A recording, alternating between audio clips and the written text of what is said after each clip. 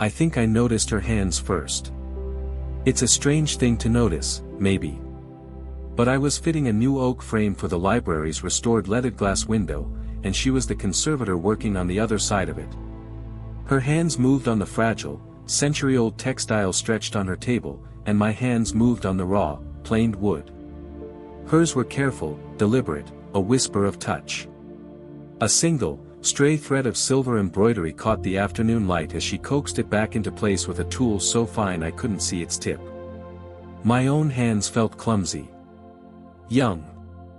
I'd seen her for a week, always through this same pane of glass, our world separated by a whisper of history.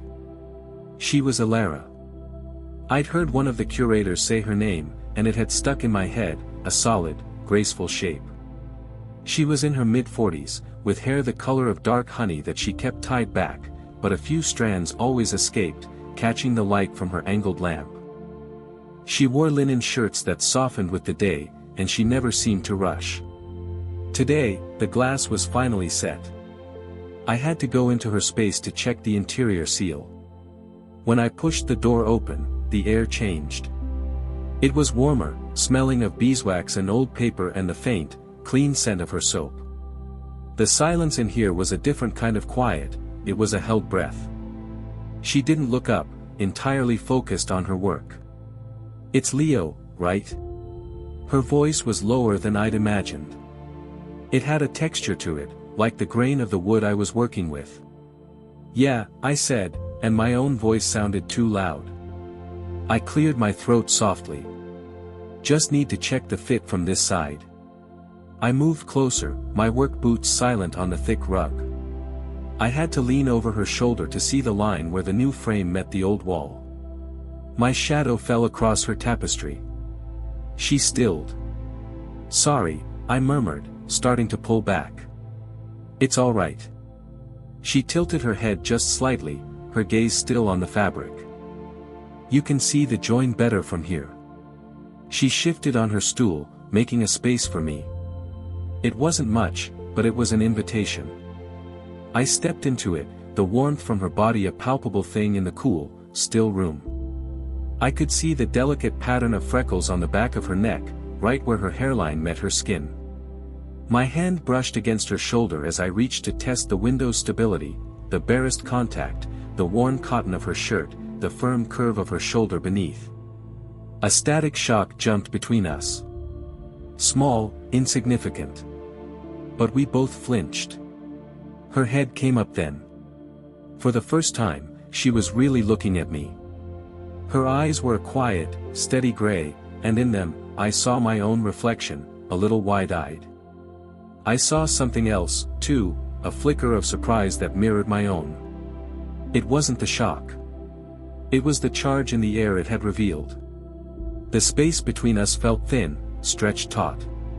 Her lips parted as if to speak, but no sound came out.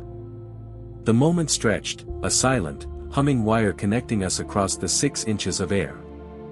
Then the door to the conservation lab swung open with a soft click, and the curator's cheerful voice cut through the silence. "Elara, I've got the files on that Venetian piece you wanted to," the spell shattered. Elara's eyes broke from mine, but not before I saw a faint flush rise on her cheeks. She turned towards the door, her posture suddenly, perfectly professional. But she didn't move away from me. Her shoulder, where my hand had been, was still only an inch from my arm. And neither of us looked away from the other's reflection in the dark, newly set glass of the window. The curator's interruption was a bucket of cold water. For a week, our world had been the quiet library and the silent conversation through the glass. Now, it was filled with invoices and delivery schedules. I busied myself with my tools, packing them away with more noise than necessary, the clatter a poor shield against the memory of that static shock, the look in her gray eyes. A few days later, I found a reason to come back. A final inspection, I told myself, knowing it was a lie. The main library was closed, the air still and waiting. I found her not in the lab, but in the main reading room, perched on a tall ladder, reaching for a heavy art book on a top shelf. The ladder wobbled, just a fraction. "Let me," I said, my voice echoing in the vast quiet. She started, a quick intake of breath, and looked down. Her hair was down today, falling softly around her shoulders. Leo. I didn't think anyone was here. I moved to steady the ladder, my hands on the cool metal frames, my head level with her knees. Just finishing up. She hesitated, then nodded, coming down carefully. As she descended, the scent of her soap, lavender and something earthy, drifted down to me. When she reached the bottom, we were close, much closer than in the lab. The space felt charged again, like before a storm. It's a lonely job sometimes, she said, her voice barely above a whisper, as if confessing something. All these silent, beautiful things. You get used to the quiet, until it starts to feel heavy. I know the feeling, I said, and I meant it. My own work was solitary. I understood the weight of silence. I thought of my last relationship, a girl my age who'd called me too quiet, who wanted more noise, more life. I thought of how Elara's quiet felt different. It wasn't an absence, it was a presence. Her gaze drifted over my shoulder, towards the large window. People talk. They see a young man and a woman like me. They see a story that isn't there. Or one that shouldn't be. Is there a story? The question was out before I could stop it, too direct, too young. She didn't answer. Instead, she reached out and brushed a fleck of sawdust from the collar of my shirt. Her fingers were cool, her touch feather-light, but it burned through the cotton. Her breath hitched, a tiny, caught sound. My own chest tightened. I could see the fine lines at the corners of her eyes, the subtle pulse at the base of her throat. She was looking at me not as a boy, but as a man, and the intensity of it was terrifying. Her hand dropped, but she didn't step back. We stood there, in the hushed cathedral of books, the air between us humming with everything we couldn't, and maybe wouldn't, ever say. A week later, the storm broke. Rain lashed against the library windows, and a leak had sprung in the conservation lab's ceiling, right over her work table. I was the only one left on site with the keys to the maintenance closet. We moved her delicate textiles to a dry corner, our movements a frantic, silent dance in the emergency-lit gloom. Water drummed a frantic rhythm on the plastic sheeting I'd rigged. We were both damp, she from spray, me from the leak. The air was thick with the smell of wet wool and ozone. Just in time, she breathed, her chest rising and falling rapidly as we secured the last piece. We stood in the semi-darkness, the only sound the rain and our own breathing.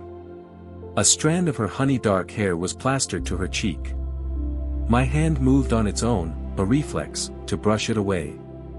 My fingers had just made contact with her wet skin when the main lights flickered back on, harsh and sudden. We froze. Her eyes, wide and startled, locked on mine. My thumb was still resting against her cheekbone. I could feel the fine tremor in her jaw. My own heart was a hammer against my ribs. The space between our bodies was a mere breath. Elara, the words died in my throat. I didn't know what I was going to say. I can't stop thinking about you. This is a bad idea. Please. She didn't pull away. Her gaze dropped to my lips for a fleeting, electric second. It was all the confession I needed. I leaned in, the world narrowing to the space between us, to the scent of rain on her skin. The sharp trill of her mobile phone on the metal table shattered the moment. We jerked apart as if scalded. She turned away, fumbling for the phone, her shoulders tense. Hello, yes, I'm fine. The leak is contained. Her voice was strained, too high. She listened, then a soft, pained sound escaped her. No, David, it's not a good time. David. A name. A life. A complication that existed outside this rain-soaked room. She ended the call but didn't turn around, her head bowed. The silence now was heavy, guilty. I should have left. Given her space. Given us space. But I didn't. I stepped closer, into the warmth her body left in the air. I didn't touch her. I just stood there, behind her, my presence a question. After a long moment, she leaned back. Not much. Just a fraction of an inch. But her spine rested against my chest, a solid, undeniable weight. We stood like that, listening to the rain, two people clinging to a wreckage of what was almost said, almost done, drawn together by a current we were no longer trying to fight. The silence after the phone call was a living thing, thick and heavy with everything we weren't saying. Her back was still pressed against my chest, a line of heat through our damp clothes. I could feel the slow, deep rhythm of her breathing, or maybe it was my own. I was terrified to move, to break this impossible, fragile thing. Then, she spoke, her voice so low it was almost lost in the drumming rain. He's my ex-husband. He thinks checking in is a form of kindness now. I didn't know what to say. The word ex should have been a relief.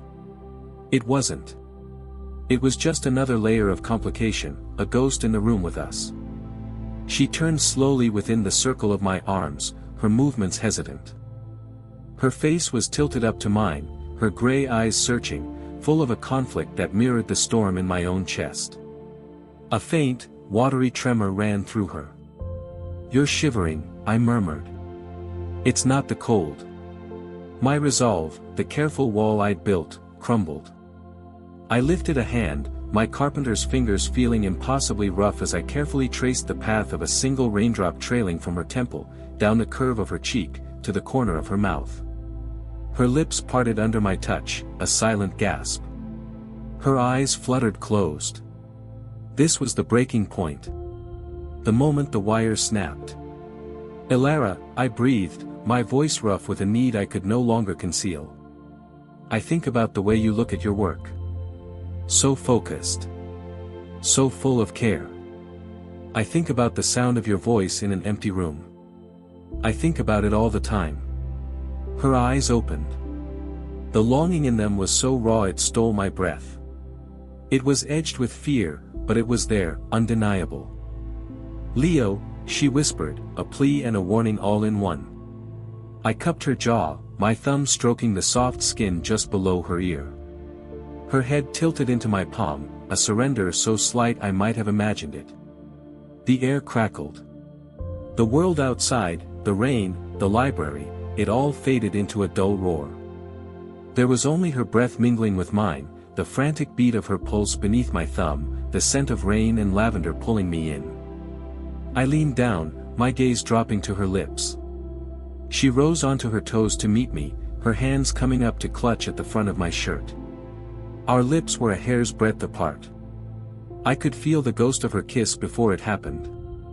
And then the main door to the library, 3 rooms away, slammed shut with an echoing, definitive boom. The slam of the door was like a gunshot. We flew apart, the space between us suddenly a chasm.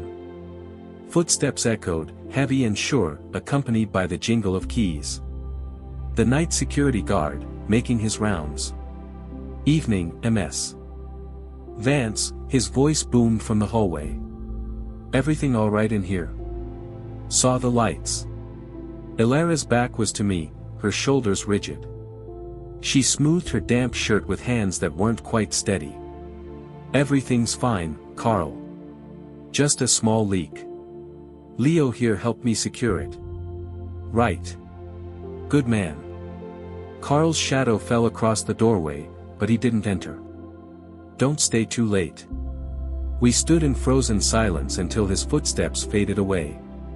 The spell was broken, but the charge in the air remained, now curdled with a new, sharp fear. The near kiss hung between us, a tangible, unfinished thing. She finally turned to face me. The raw longing was gone, replaced by a pained clarity. This is impossible, Leo." "Why?" The word was out, desperate. "Because of him." "Your ex?" "No. Not because of him." She wrapped her arms around herself, a defensive gesture I'd never seen her use. "Because of me." She took a shaky breath. I'm 46. You're, what? 28. You know how old I am. Knowing and feeling are two different things. Her voice was a strained whisper. I look at you, and I see your whole life ahead of you. A life I've already lived half of.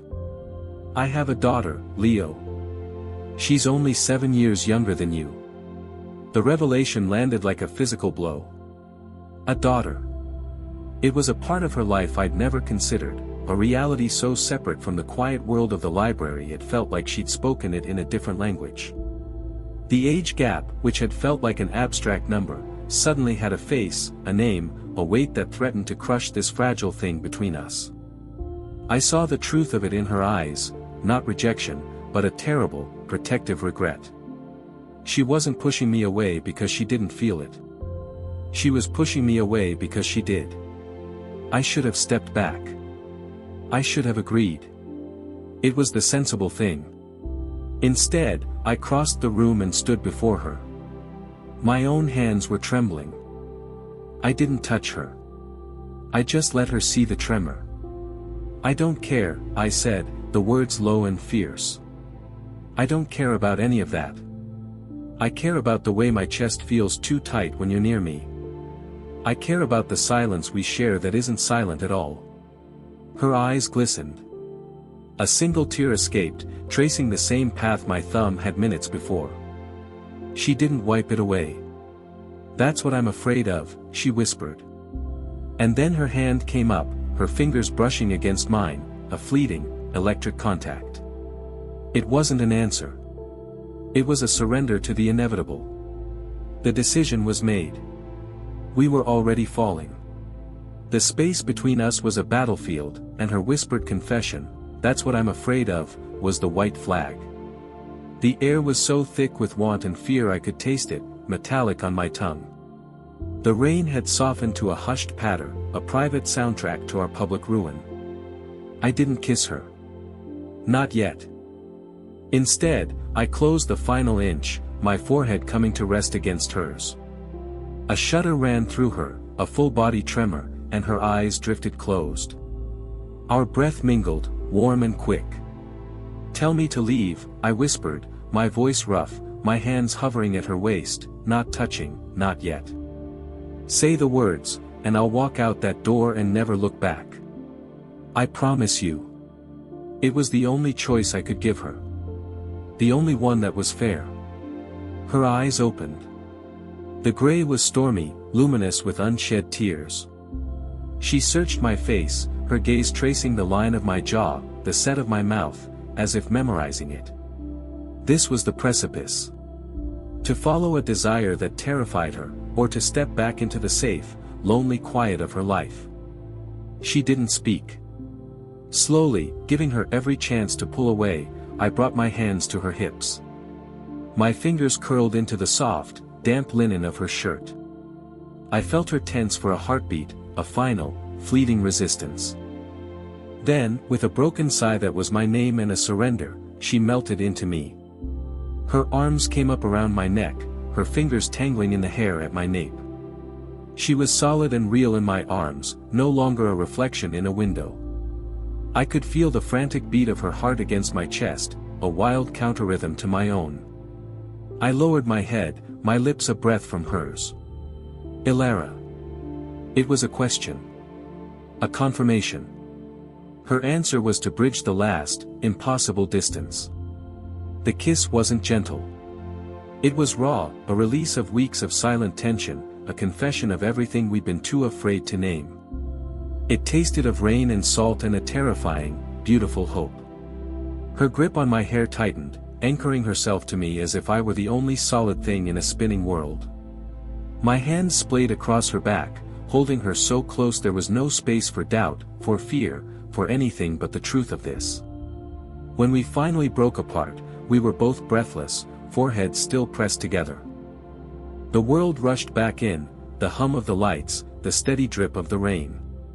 But we were different in it. The tension was gone, replaced by a profound, shaking clarity. She looked at me, her gaze clear now, stripped bare of all its guards. "Oh," she breathed, the word full of wonder and terror. I understood. There was no going back. The line was crossed. We had chosen each other, and in doing so, we had chosen the beautiful, complicated mess that was to come. The frantic energy of the kiss settled into a deep, resonant quiet. We stood there in the center of the room, holding each other, not as a prelude to something more, but as an end in itself. Her head was tucked under my chin, her ear pressed against the frantic, slowing rhythm of my heart. My hands moved in slow, steady circles on her back, feeling the delicate architecture of her shoulder blades, the solid spine beneath. After a long while, she leaned back just enough to look up at me. The fear in her eyes had softened, not vanished, but transformed. It was now a part of the landscape, acknowledged, but no longer in control. "My daughter's name is Chloe," she said softly, testing the words, offering this final piece of herself. "She's at university. She wants to be an architect." I didn't flinch. I brushed a stray strand of hair from her damp cheek. "I'd like to hear about her sometime." A small, genuine smile touched her lips, the first one I'd seen that wasn't tinged with sadness or hesitation. It lit up her whole face, erasing the years of quiet worry. "Sometime," she agreed. We didn't leave right away. We sat together on the low, padded bench by the window, watching the rain-streaked city lights blur and shine in the dark. Her hand was in mine, our fingers intertwined, a perfect, simple fit. My thumb traced idle patterns over her knuckles, over the skilled, careful hands I had watched for weeks. She leaned her head against my shoulder, her body a warm, solid weight against me. The silence was no longer heavy or charged, it was comfortable, a shared space we had finally earned. There were no grand promises, no declarations about the future. There was only this, the warmth of her hand in mine, the scent of lavender on her skin, and the quiet understanding that the difficult, beautiful thing we had chosen was just beginning. We had looked away from the world, and found each other instead. Did you enjoy the story? What kind of stories would you like to hear next?